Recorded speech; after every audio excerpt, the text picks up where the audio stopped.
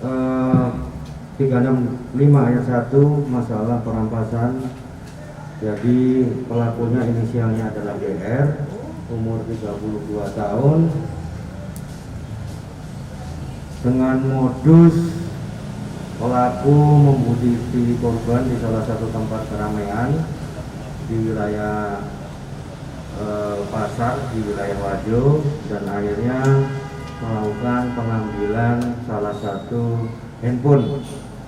Niatan dari pelaku adalah untuk kepentingan pribadinya.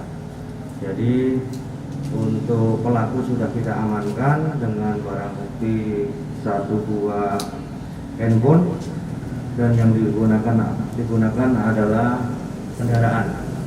Jadi itu yang tersampaikan sama rekan-rekan semuanya menyangkut tangkapan yang ada di Polsek Wajo.